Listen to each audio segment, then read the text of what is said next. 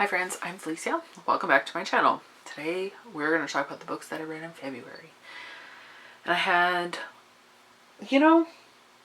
a really mixed reading month. I read a few really good books and then the rest was just kind of like mediocre, and I read one that was just really frustrating, but we'll get to that. I always just leave my tea until it's too cold. It's terrible. So the first book that I finished in February was The Kitchen House by Kathleen Grissom. And this is a book that I've had on my TBR for a few years. I think I bought it at a used book sale. That's where I bought it. Let's put my tea down. So this is a book that I haven't really heard many people talking about, if at all. Just kind of picked it up based on the description on the back. This is a book set in, when is it set? 1800s, let's see, 1791 is when it starts. Okay, so we have our main character, Lavinia, and she is orphaned on the boat journey from Ireland to Virginia, and so her parents die on the voyage, and so the captain of the ship, that's what they call him, the captain, he basically takes her and as an indentured servant, and she works in the kitchen house with the rest of his slaves, and so he's a plantation owner.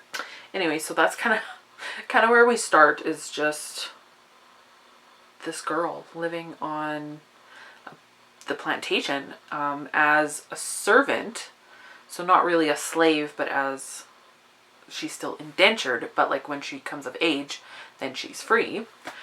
And so it's just kind of going through her life. I think she's quite young when the book starts. I want to say like 7 or 8. And yeah, so we mostly hear from her perspective, and then we also do get a few chapters, not as many, but it does go back and forth between her perspective and the perspective of Belle, who is one of the slaves that also works in the kitchen house.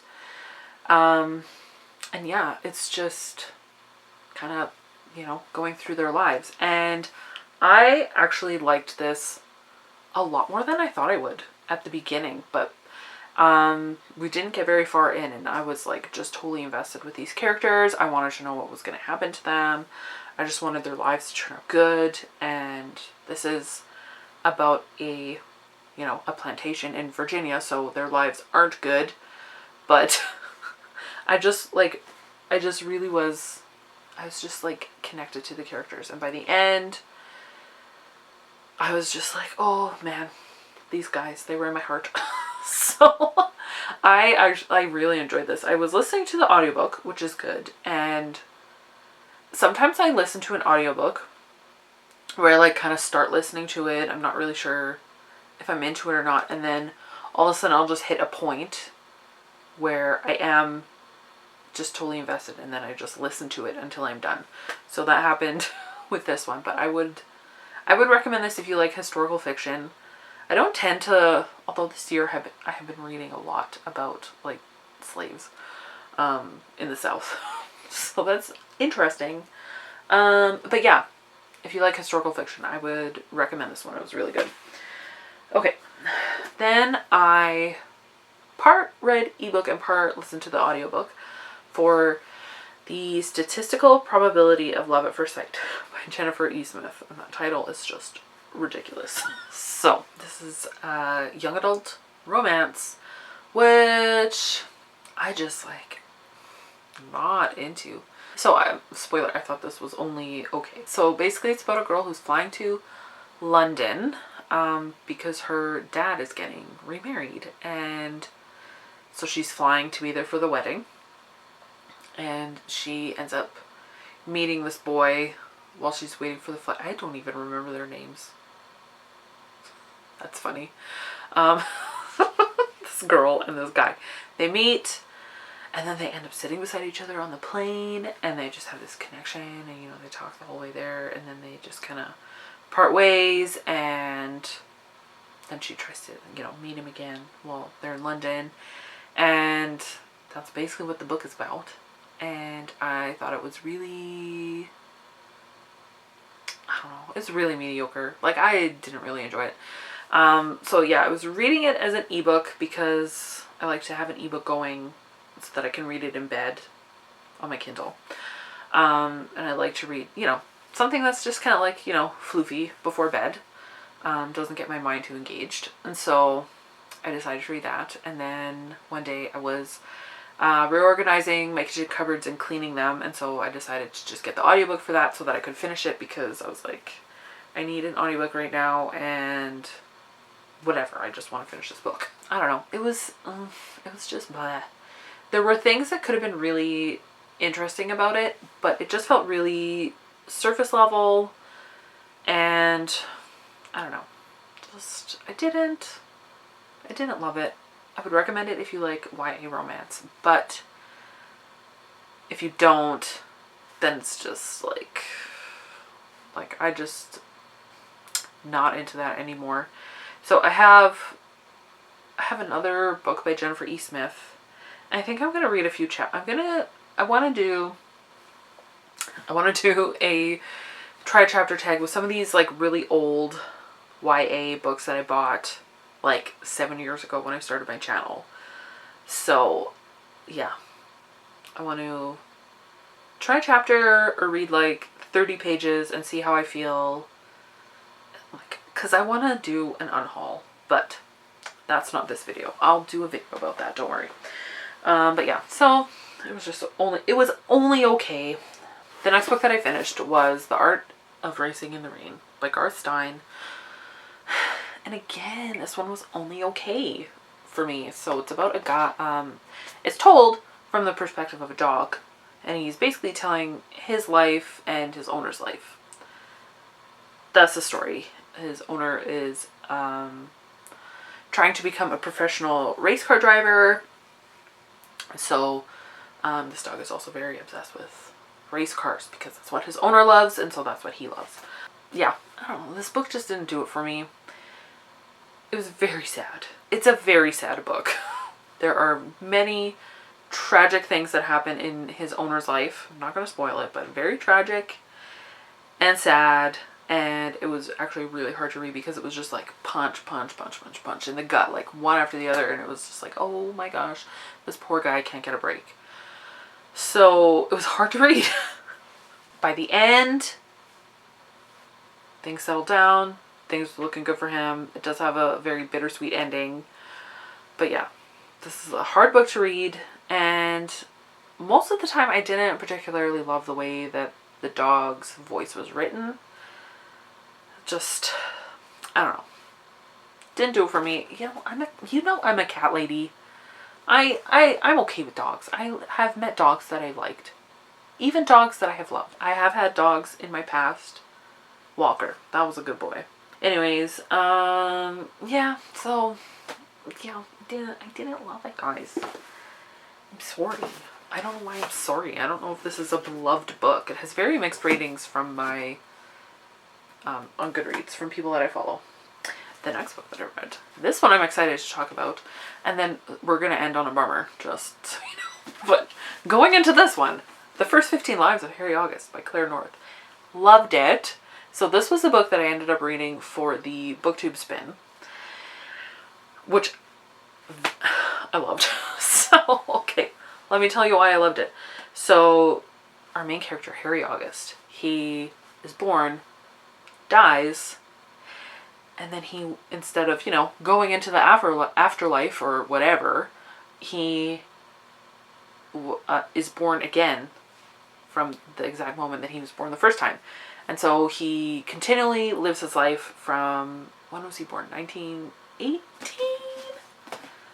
1919? Right at the end of World War I, I think. Oh gosh. Bear with.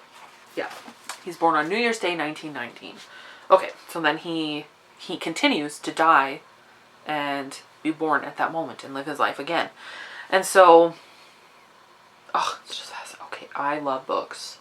I love books where they do interesting things with time and like human lives. So definitely really enjoyed that about this.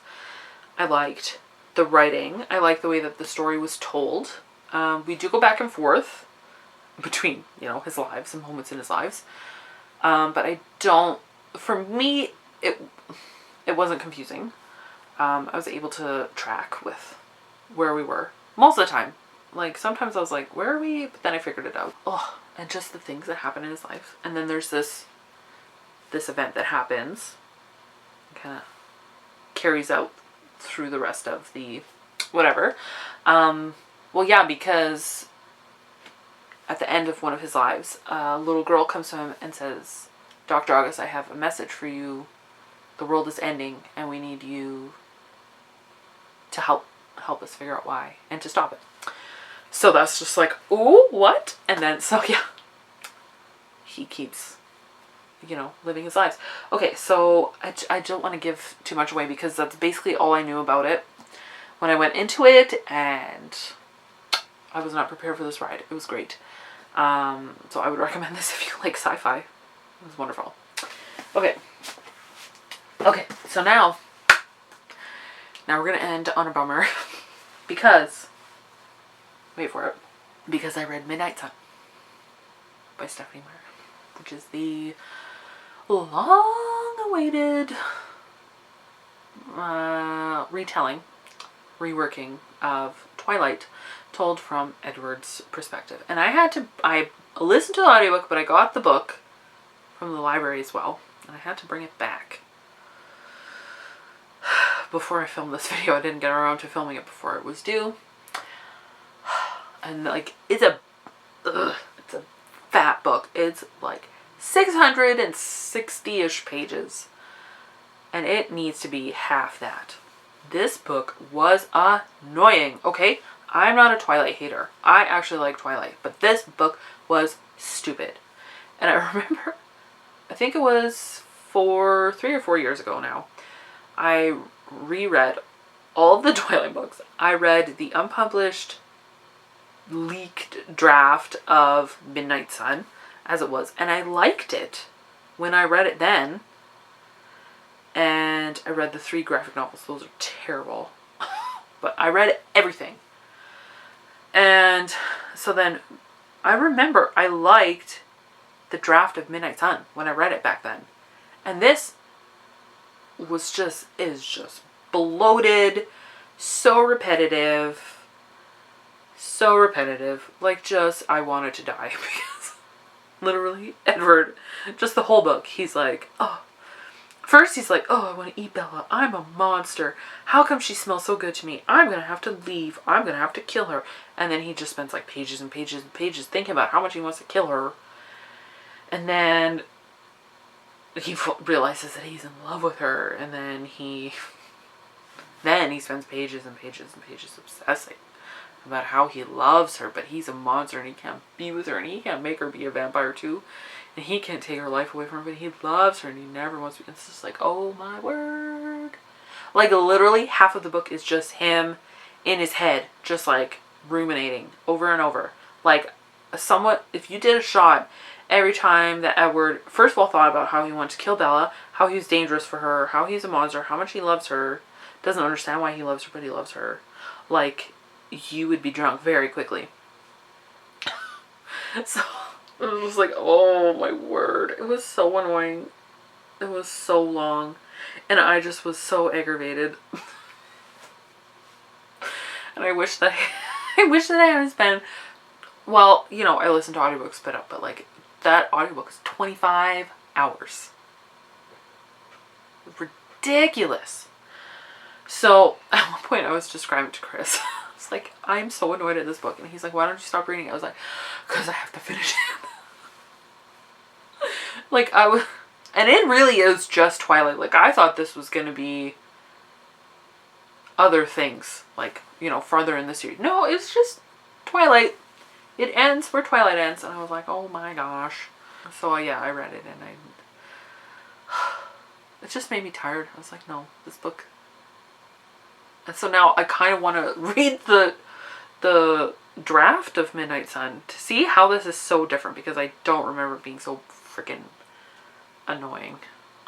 Anyway, so that's the bummer that we're ending on. I need to stop ending my months on bummers. But yeah, so let me know if you've read any of these books.